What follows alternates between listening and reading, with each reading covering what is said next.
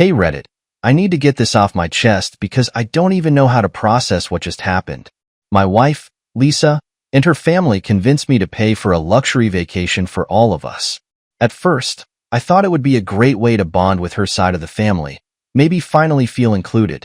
Spoiler alert, it was the worst decision of my life. Let me give you some background first. Lisa and I have been married for 7 years. She's always been a bit demanding, but I chalked it up to her being someone who knows what she wants. Her family, on the other hand, is another story. They've never really warmed up to me.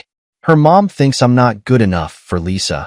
Her dad barely speaks to me, and her sister Sarah, well, Sarah might be the most toxic person I've ever met. She has this way of making you feel invisible while pretending to be sweet.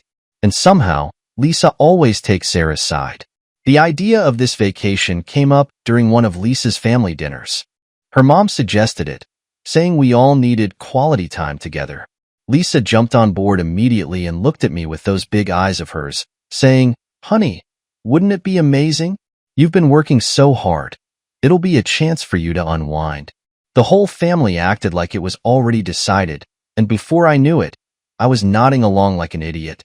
Here's the kicker. They suggested I should pay for the entire trip. Apparently, since I have a stable job and we don't have kids yet, I was the obvious choice to cover the costs. Lisa framed it as a gift to the family and kept saying how much they'd appreciate it. I was hesitant, but Lisa guilt-tripped me hard. She kept bringing up how her family had been so supportive of our marriage, which is a total lie, and how this would show them I really cared. I gave in. I booked a luxurious beachside resort in Florida, an all-inclusive package for 6 people. It cost me months of savings, but I convinced myself it would be worth it to finally be accepted by her family. Boy, was I wrong. The trip started off weirdly. When we arrived at the resort, everyone was excited, except for me. I noticed right away that Sarah seemed to be going out of her way to exclude me. During check-in, she took a family photo with everyone except me. When I asked why I wasn't included, she laughed and said, "Oh, I didn't realize you weren't in it." Next one, I promise. Spoiler, there wasn't a next one. At dinner that night, things got even worse. The resort had this fancy seafood buffet, and I was looking forward to finally relaxing. Instead, Sarah kept dominating the conversation, talking about her exciting dating life. She didn't even acknowledge me once. Lisa? She just sat there, laughing at Sarah's jokes, completely ignoring the fact that I was sitting right next to her. I tried to chime in a few times, but every time I opened my mouth, Sarah would cut me off with some snarky comment. It was like I didn't exist. The next few days followed the same pattern. Sarah organized activities like paddleboarding and snorkeling, but conveniently forgot to invite me. When I found out, Lisa shrugged and said, "Oh, I thought you wanted to relax by the pool." Relax? I didn't fly across the country and spend thousands of dollars to be treated like a ghost. Then there were the group photos. Sarah made a point of taking pictures every day, on the beach, at dinner, by the pool, but I was never in any of them. One night, I caught her deleting a photo where I'd accidentally been included. When I confronted her, she smirked and said, "You're overreacting." I just didn't like the lighting. By day 4, I was fuming. Lisa brushed off all my complaints, saying I was being too sensitive. She even accused me of trying to ruin the trip with my negative attitude. Negative attitude? I was being systematically excluded from the vacation I paid for, and somehow, I was the problem? The final straw came on the last day. Sarah decided to go on a shopping spree at the resort's boutique. She bought all sorts of expensive clothes and jewelry, saying it was her way of making memories. At checkout, she casually handed me her bill, over $3,000, and said, "Thanks for covering this. You're such a generous brother-in-law." I froze. Was she serious? I looked at Lisa, expecting her to back me up, but she just smiled and said, "It's fine, babe. Sarah didn't bring enough cash. You can handle it, right?" That's when something inside me snapped. I told Sarah, loud enough for everyone in the lobby to hear, "I'm not paying for your shopping spree. You're on your own." Her jaw dropped. Lisa pulled me aside, hissing that I was embarrassing her. But I didn't care anymore. I was done being a doormat. Sarah threw a fit, accusing me of ruining the vacation. Lisa said I was making a scene and demanded I apologize to Sarah. But for the first time in 7 years, I stood my ground. Little did they know, this was just the beginning of the drama. What happened next turned this disaster of a trip into a full-blown nightmare. Stay tuned. Reddit. You won't believe what's coming. After I refused to pay Sarah's bill, the entire dynamic of the trip shifted. Lisa was livid. She pulled me aside that evening, her face red with anger. "Do you have any idea how humiliating that was for me?" she snapped. "Sarah is family. You made us look like fools in front of everyone. Humiliating for you?" I fired back, struggling to keep my voice down. "I've been ignored, excluded, and treated like an outsider this whole trip. And now I'm supposed to pay for Sarah's ridiculous spending spree? I don't think so." Lisa crossed her arms, her tone dripping with condescension. "You're being dramatic. Sarah didn't mean anything by it. You're blowing this out of proportion." I couldn't believe what I was hearing. Blowing it out of proportion? I was literally funding a vacation where I didn't even feel welcome. And yet, Lisa seemed more concerned about Sarah's bruised ego than my feelings. The next morning, the tension was palpable. Lisa barely spoke to me. Sarah gave me death stares over breakfast, and her parents acted like I didn't exist. It was clear they were all siding with Sarah, but I wasn't about to back down. If anything, their behavior only confirmed what I'd suspected for years. They didn't respect me, and they never would. Things hit a new low later that afternoon. Sarah decided to throw a farewell celebration on the beach, complete with champagne and hors d'oeuvres. Everyone was invited, except me. I found out about it by accident when I overheard Lisa talking to her mom in our room. "Just make sure he doesn't come," Sarah had said, her voice loud and clear through Lisa's phone. "He'll ruin the vibe." Lisa didn't even argue. She just laughed and said, "Don't worry. I'll keep him occupied." Keep me occupied? Like I was some toddler who needed to be distracted? I couldn't believe it. That was the moment I realized just how little Lisa cared about me, or our marriage. Instead of confronting her right away, I decided to bide my time. I stayed in the room while they all partied on the beach, pretending I didn't know what was going on. But I wasn't sulking. I was planning. I'd had enough of being the family ATM and the punching bag. If Lisa and Sarah thought they could walk all over me, they were in for a rude awakening. That evening, when Lisa came back to the room, tipsy and glowing from the party, I dropped my first bombshell. "I've been thinking," I said casually, "maybe we should have a serious talk about our finances when we get home. Things need to change." Lisa looked at me like I'd grown a second head. "What are you talking about?" "Everything's fine." "Everything's not fine," I said firmly. "I've been paying for everything. This trip, your shopping, your family's dinners. And for what? To be treated like an outsider? It's not happening anymore, Lisa. I'm done." She scoffed, rolling her eyes. "Oh, please, don't be dramatic." But this time, I wasn't backing down. I had a plan, and I was going to see it through. What Lisa and Sarah didn't know was that I'd kept every receipt, every credit card statement, and every expense related to this trip. And when the time was right, I was going to use them to show just how much they'd taken advantage of me. Little did I know, though, that the events of the next day would make this drama look like child's play. What I uncovered would not only change how I saw Lisa and her family, it would force me to question everything about our marriage. The morning after my conversation with Lisa, I decided to take a walk to clear my head. I needed some space away from her and her toxic family. The resort had a small business center near the lobby, and on a whim, I decided to check my email. What I found there shook me to my core. Among the usual spam and work notifications was an email from my bank. It was a fraud alert, flagging a large, unexpected transfer. My heart sank as I opened the details. It was a $10,000 transfer to an account I didn't recognize. The name on the account? Sarah. I couldn't believe it. Lisa had access to our joint account, but transferring money without my knowledge? To her sister? It was like a slap in the face. Furious, I immediately called the bank to freeze the account. I didn't care if it caused a scene. This was theft, plain and simple. After handling the financial side, I stormed back to our room, ready to confront Lisa. When I walked in, Lisa was casually scrolling through her phone, acting as if nothing had happened. "We need to talk," I said, my voice cold. She looked up, annoyed. "What now? What now?" I repeated, holding up my phone. "Care to explain why $10,000 just disappeared from our account? And why it went to Sarah?" Her face went pale for a split second before she recovered.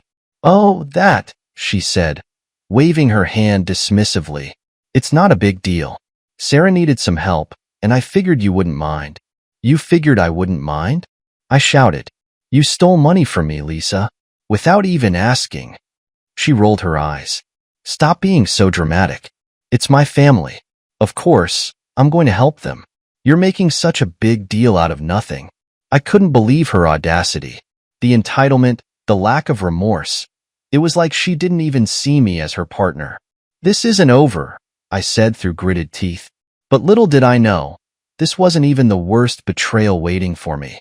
What I discovered next would make the stolen money feel like a minor inconvenience. I couldn't let it go. The transfer to Sarah wasn't just a financial betrayal. It felt personal.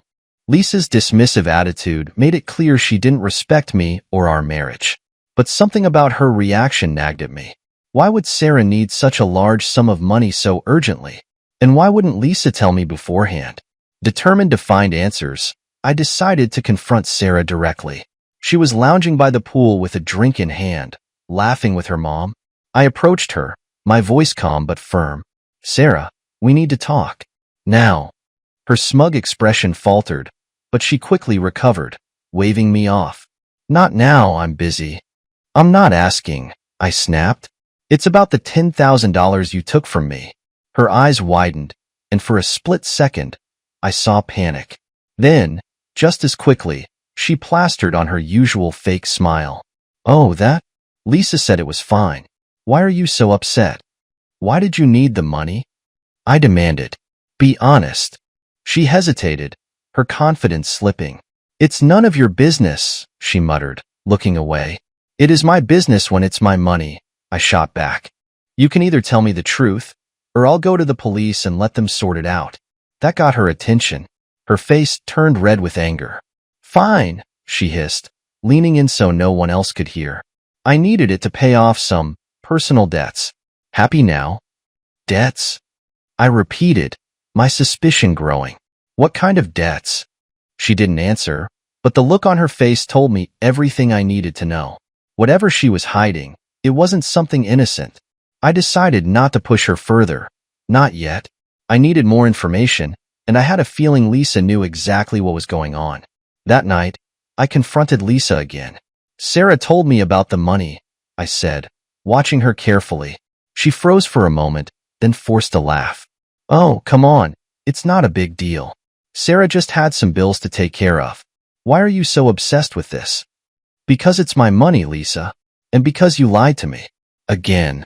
She rolled her eyes, clearly annoyed. "You're making such a scene over nothing. Just drop it, okay?" But I couldn't drop it. Something wasn't adding up, and I was determined to get to the bottom of it. What I didn't expect was how far the lies went, or how deeply they would cut. Lisa's refusal to take any accountability only fueled my determination. There was no way I was letting this slide. I decided to dig deeper, starting with Sarah. If she had debts, as she claimed, there had to be a trail somewhere. But first, I needed proof. The next morning, while Lisa and her family were out at breakfast, I stayed behind in the room, pretending to be too tired to join. Once they were gone, I grabbed Lisa's laptop. I knew it was a risky move, but I was done playing nice. It didn't take long to find what I was looking for. In her email, I found a string of messages between Lisa and Sarah, dating back months. The subject lines alone made my stomach turn. He'll never know. The transfer is done. Make sure he doesn't find out. I clicked on the most recent one. It was from Sarah, sent just 2 days before we arrived at the resort. "Thanks for the extra $10,000. That should keep things quiet for now. Don't forget, you're the one who dragged me into this mess. If he finds out, it's on you." Dragged her into what mess? My hands were shaking as I scrolled further. That's when I found another email. This one from Lisa to Sarah. "Relax, he's too clueless to figure anything out. Just stick to the plan. Once we're back home, We'll figure out the rest. Clueless? The audacity of it made my blood boil. I had no idea what the plan was, but it was clear I was being played for a fool. When Lisa and the others returned, I confronted her immediately. "We need to talk. Now," I said, barely containing my anger. She sighed, clearly annoyed. "What is it this time?" "I know about the emails," I said, crossing my arms. "The $10,000 wasn't just for debts, was it?" Her face drained of color, but she quickly masked it with a forced laugh. "Oh my God, are you seriously snooping through my emails now? That's pathetic, even for you." "Don't deflect," I snapped. "What are you hiding, Lisa? What's this plan you and Sarah keep talking about?" For a moment, she just stared at me, her eyes darting around the room like she was searching for an escape route. Then she smirked, the same condescending smirk she always wore when she thought she had the upper hand. "You're overthinking it," she said casually. "It's nothing. Just some private stuff between sisters. You wouldn't understand." "Try me," I said, my voice cold. But she didn't answer. Instead, she grabbed her bag and stormed out, slamming the door behind her. I was left alone in the room, seething. Whatever was going on, it was bigger than just money. And if Lisa thought she could gaslight me into dropping it, she was dead wrong. What I didn't realize was how deep this rabbit hole went, and how much worse things were about to get. Lisa storming out didn't intimidate me, it only solidified my resolve. If she wanted to keep playing games, fine. But I wasn't backing down. I spent the next hour combing through her emails, trying to piece together the mystery. What I found painted a picture far worse than I'd imagined. Buried in her sent folder, I found a chain of emails between Lisa, Sarah, and a third person whose name I didn't recognize, Derek.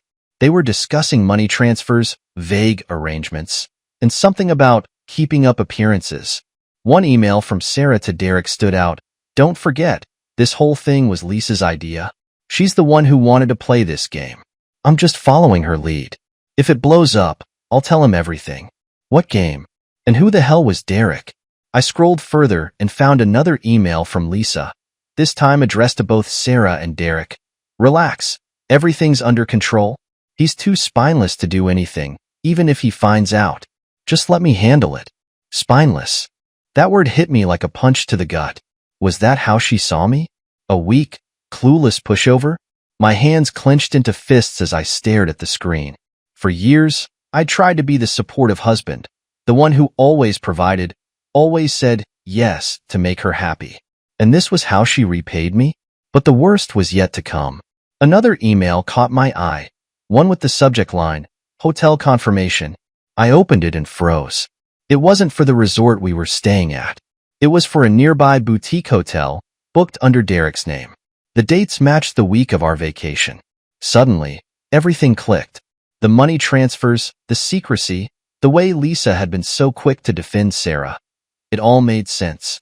Lisa wasn't just enabling Sarah's behavior. She was actively conspiring with her. And Derek?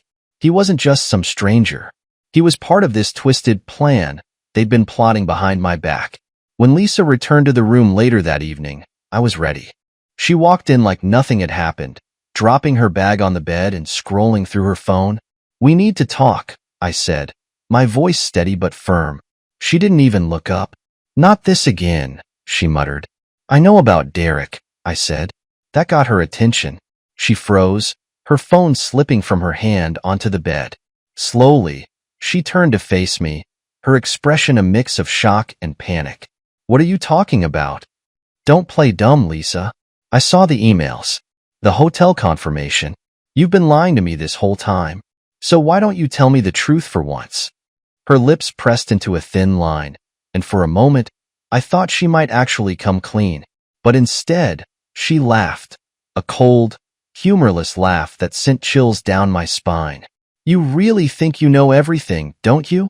she said, her voice dripping with sarcasm. "You have no idea what you're talking about." "Then explain it to me," I snapped, but she didn't. She grabbed her bag and walked out again, leaving me alone in the room for the second time that day. I was furious, but I wasn't done yet. If Lisa wouldn't give me answers, I'd find them myself. And something told me Derek was the key to everything. After Lisa walked out, I was done waiting for answers. If she thought she could brush me off, she was wrong. I had one lead, Derek. I didn't know who he was, but I knew where he was staying. The boutique hotel was just a short cab ride from our resort, and I wasn't leaving this island without confronting him. I arrived at the hotel that evening, my heart pounding. The concierge gave me a strange look as I asked for Derek's room number, but a little bluff about being a business associate got me what I needed. Room 214. I took a deep breath and knocked on the door. It opened a crack, and a man in his mid-40s peered out. He looked surprised but composed. "Can I help you?" "You're Derek, right?" I asked, my voice firm. "We need to talk. Now." He hesitated, but eventually opened the door fully. "I think you've got the wrong person," he said, trying to act casual. "No," I said, stepping inside before he could close the door. "I don't think I do. You're Derek, the guy who's been emailing my wife. So, let's skip the games." His expression hardened. "I don't know what you're talking about." I pulled out my phone and opened one of the emails I'd found. "This ring a bell?" I asked, holding it up. For a moment, he just stared at the screen, his jaw tightening. Then he sighed and sat down on the edge of the bed. "Look, man, I don't want any trouble." "Too late for that," I said, my anger bubbling to the surface. "Who are you? And what's your connection to Lisa?" He rubbed the back of his neck, clearly uncomfortable. "Lisa and we've known each other for a while. She came to me for help with some financial stuff." "Financial stuff?" I repeated, my voice dripping with disbelief. "You mean the $10,000 she stole from me?" He looked genuinely surprised. "She told me that money was hers. Said she was moving it around to avoid some legal issues." I let out a bitter laugh. "Of course she did. So, what's the real story here? Why is she emailing you about keeping up appearances and sticking to the plan?" Derek hesitated, glancing at the door like he was considering bolting. But then he sighed again and said, "Look, Lisa's been trying to cover for Sarah. Sarah's in some deep trouble, gambling debts, unpaid loans, you name it. Lisa didn't want you to find out because she figured you'd cut her off." It made sense, but it didn't explain everything. "And what about you?" I pressed. "What's your role in all this?" He hesitated again, then finally admitted, "I'm the guy Sarah owes money to." I froze. "Wait, you're the loan shark?" He shrugged, looking embarrassed. "I wouldn't call it that, but yeah, I've been trying to collect what she owes me. Lisa's been stepping in to keep things quiet."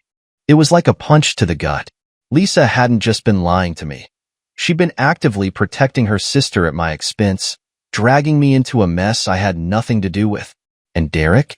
He wasn't some mysterious lover. He was the guy holding Sarah's leash. I was about to leave when Derek said something that stopped me cold. For what it's worth, Lisa's not as in control as she pretends to be. Sarah's got something on her. Something big. That's why she's been bending over backward to keep her happy. "What kind of something?" I asked, my pulse quickening. He shook his head.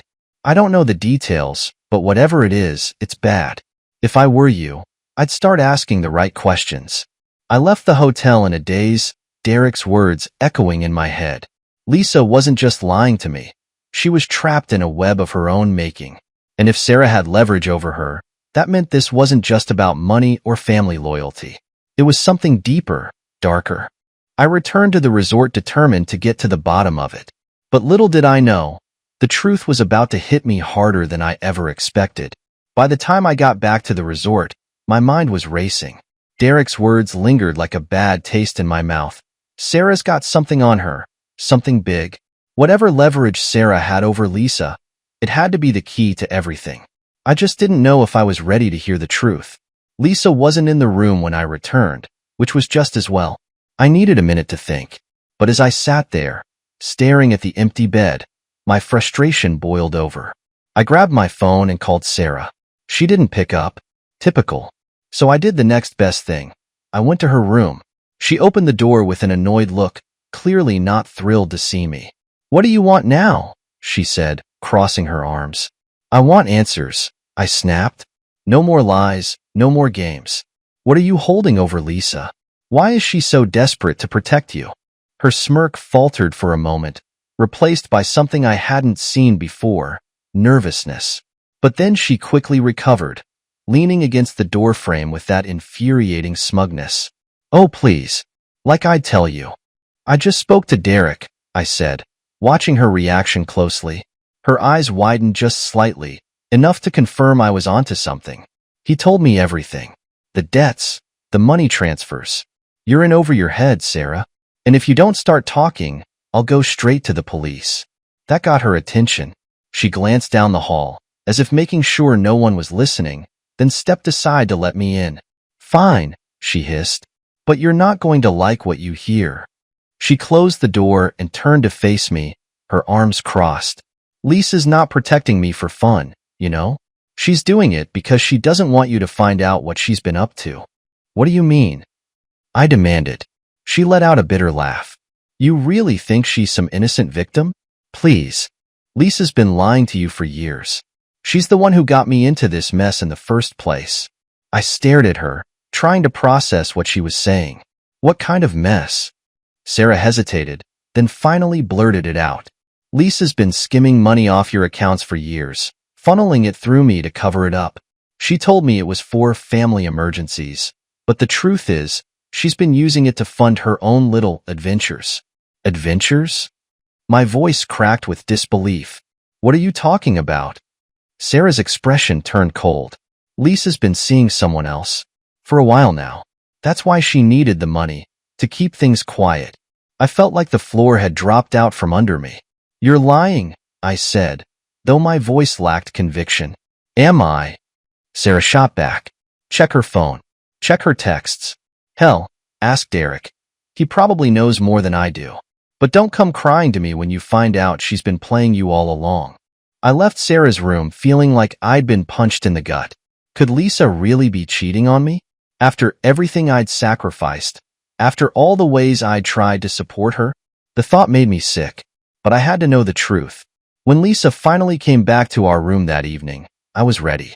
She walked in, acting like nothing was wrong, but I could see the tension in her eyes. She knew something was coming. "We need to talk," I said, my voice cold. She sighed dramatically. "Again? What is it this time?" I didn't say anything. Instead, I handed her phone to her. "Unlock it." Her face paled. "What are you doing with my phone?" "Unlock it," I repeated, my voice steady. For a moment, she just stared at me, her expression a mix of panic and defiance. But when she realized I wasn't backing down, she reluctantly unlocked the phone and handed it over. It didn't take long to find what I was looking for. The messages between her and Derek confirmed everything. Late-night meetups, secret hotel stays, and even plans to leave me once she'd sorted everything out. My hands shook as I read each damning text. When I looked up at Lisa, her face was pale. "It's not what it looks like," she stammered, her voice shaky. "Then what is it?" I demanded, my voice breaking. "Tell me, Lisa, what excuse do you have for this?" She opened her mouth to speak, but no words came out. For the first time in years, she looked powerless. I stood there for what felt like an eternity, the weight of her betrayal crushing me. Finally, I spoke. "We're done, Lisa. When we get back, I'm filing for divorce. You can explain all this to your family and to the police." I grabbed my bag and walked out, leaving her standing there in stunned silence. As I stepped out into the warm night air, I felt a strange sense of relief. The truth had hurt, but at least now I was free. Walking away from Lisa wasn't as liberating as I thought it would be. My head was spinning, replaying every lie, every dismissive comment, every moment she'd made me feel small. But as much as I wanted to leave everything behind, I couldn't shake the nagging feeling that I was still missing something. Sarah's cryptic remarks about Lisa's adventures kept haunting me. If Lisa had been lying to me for years, what else had she been hiding? I decided to check with Derek one last time. Something about him didn't sit right. His involvement felt too calculated, too personal. I made my way back to his boutique hotel, half hoping he wouldn't be there. But he was, and the look on his face when he saw me told me everything I needed to know. He'd been expecting this. "Back again," he said, leaning against the doorframe. "What now?" "Cut the act, Derek," I said, my patience gone. "I know about the money, the emails, the hotels. But there's more, isn't there? You weren't just a bystander in all this. Tell me the truth. What's your connection to Lisa? For the first time, Derek looked genuinely uncomfortable. He rubbed the back of his neck, avoiding my eyes. Look, man, I don't think you want to know. Try me, I said, stepping closer. Because at this point, I've got nothing to lose. He sighed heavily, then finally spoke. Fine. Lisa and we used to be a thing. The words hit me like a truck. A thing? I repeated, my voice shaking. Yeah, he said, not meeting my gaze. We dated years ago, before she met you. But we've been in touch on and off since then. My stomach churned. On and off? What does that mean? Derek hesitated, then finally admitted. She reached out to me a few months ago. Said she wasn't happy, that she felt trapped in her marriage. At first, it was just talking. But it turned into more. I felt like I was going to be sick. More? I whispered, though I already knew the answer. Derek nodded, his expression almost apologetic. She wanted a way out, but she didn't want to lose the lifestyle you gave her. So she came up with this whole scheme to funnel money through Sarah. She figured if you didn't notice, she could leave you without any financial blowback.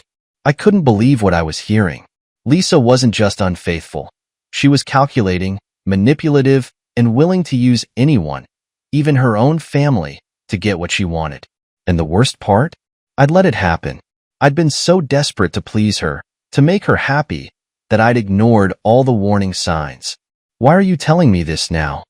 I asked, my voice hollow. Derek shrugged. Because I'm done being her pawn. She's toxic, man. She uses people and throws them away when they're no longer useful. Trust me, you're better off without her.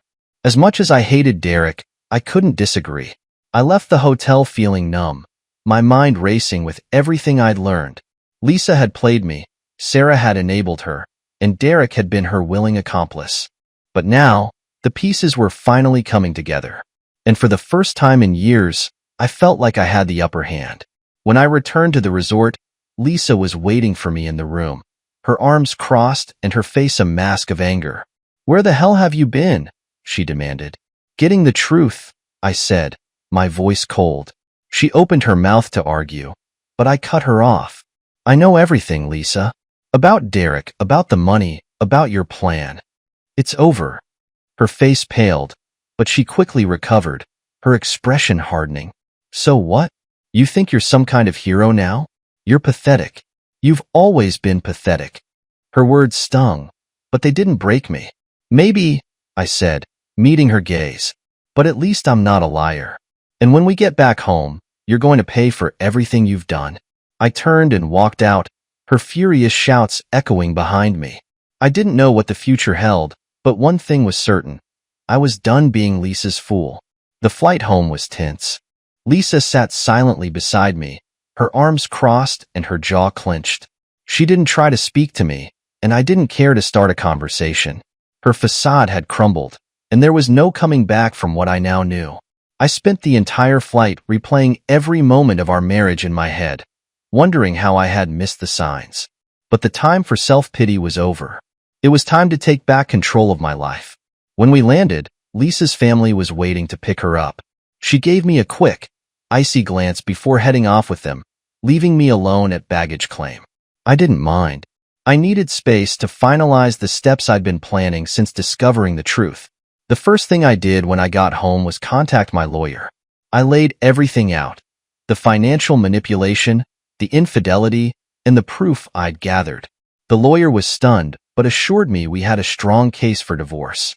He also recommended freezing any remaining joint accounts to prevent Lisa from siphoning off more money, which I did immediately. Next, I started packing. I wasn't going to let Lisa dictate the terms of our separation. This was my house. My hard work had paid for it, and I wasn't going anywhere. I boxed up all of Lisa's belongings, leaving them in neat piles in the garage. Then I changed the locks. The final step was sending Lisa a message. I kept it short and to the point. Lisa, I know everything. I've filed for divorce and frozen all joint accounts. Your belongings are in the garage. Consider this your notice to find somewhere else to stay. I'll be forwarding all communication through my lawyer from now on. Goodbye. Her response came almost immediately. She called, but I ignored it. Then came the texts. Are you serious? You can't do this to me. You're overreacting. Just calm down. We need to talk. I didn't respond to any of them. She'd had plenty of chances to come clean, to treat me with respect, and she'd chosen betrayal instead. I was done playing her game. The fallout was swift. Lisa tried to convince her family to intervene, but they had no leverage. Her parents left me a few voicemails, accusing me of being cruel and unreasonable, but I ignored them. Sarah, predictably, stayed quiet, likely afraid I'd expose her role in the scheme. And Derek? I didn't care what happened to him. As far as I was concerned, he was just another pawn in Lisa's selfish game. A week later, Lisa showed up at the house unannounced, pounding on the door and shouting for me to let her in. When I didn't answer, she sat on the porch, screaming about how I was ruining her life. My neighbors eventually called the police, and she was escorted off the property. That was the last time I saw her in person. The divorce proceedings were surprisingly smooth. With all the evidence I'd gathered, Lisa had no choice but to agree to my terms. I kept the house, most of my savings, and my dignity. What little of it remained after everything she'd done. Lisa walked away with nothing but the clothes she could carry. It's been months now, and I'm finally starting to feel like myself again.